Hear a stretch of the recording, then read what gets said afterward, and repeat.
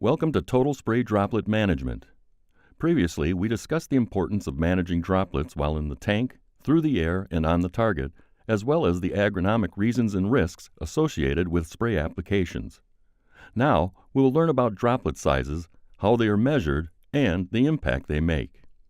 Hi, my name is Scott Bretthauer, and I'm an extension specialist in application technology with the University of Illinois. I work with various types of sprayer technology, especially nozzles and adjuvants. But we're going to start out talking about how spray droplets are measured. Most of the time, the spray droplets from a nozzle are measured using a laser diffraction system.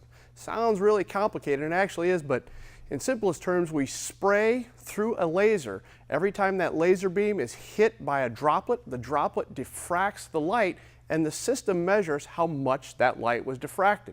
The unit of measurement we use is a micron, so we'll measure the diameter of the spray droplets in microns. Now, 1 micron is equal to 1/1,000,000th of a meter.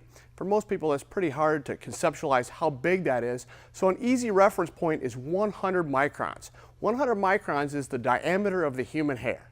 Table salt is around 500 microns in diameter. A dime is 1,000 microns thick. Now, that's not the diameter of the dime, that's how thick the dime is. And pencil lead is about 2,000 microns in diameter. One important concept that many people have a hard time understanding is the fact that when we atomize spray through a nozzle, not every droplet is coming out of the same size. For some applications, we might want smaller droplets. Other applications, we might want larger droplets. We realize that the droplet size influences both coverage and efficacy, as well as drift potential, but it's not as easy as just making the one droplet size that we want. And this range of droplet sizes, all the way from the smallest droplets to the largest droplets, is called the droplet spectrum. And we have various ways that we go about measuring and describing that droplet spectra. One of the terms you might see used is VMD, volume median diameter. And it is the diameter of the spray droplets where half of the spray volume came out in smaller droplets, the other half of the spray volume came out in larger droplets. So if I had a nozzle and it produced a VMD of 400 microns and I sprayed out 10 gallons, 5 gallons came out in droplets smaller than 400 microns, the other 5 gallons came out in droplets bigger than 400 microns. So it's the median droplet size based on the volume I'm spraying. Another term that's important is the percentage of volume less than 100 microns. Mentioned that 100 microns is a droplet size. It's the diameter of the human hair.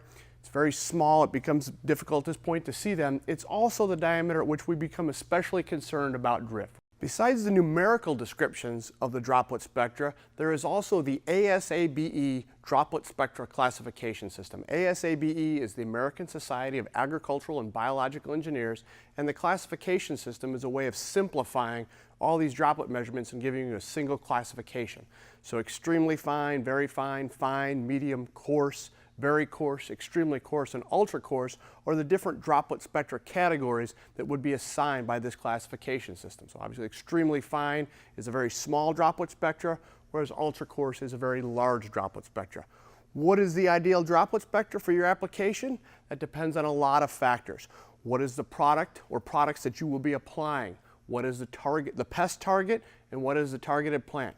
What will the weather conditions be like? There's no one droplet spectra that's going to be perfect for all those applications. So you need to be aware of the product you're going to use, the targeted plant, and the conditions under which you're going to spray. Read the label and decide what is the optimum droplet spectra for your application. Then you are going to select a nozzle type, size, and operating pressure, and an adjuvant combination that will create this ideal droplet size for you. Now, one of the issues we find is it becomes, once we add the adjuvant and the pesticides to the spray solution, they themselves have an impact on the droplet size. So to really know what exact droplet size you'll be making, you need to go out and find a lot of the research that's been done on droplet spectrum measurements from different nozzle and adjuvant combinations.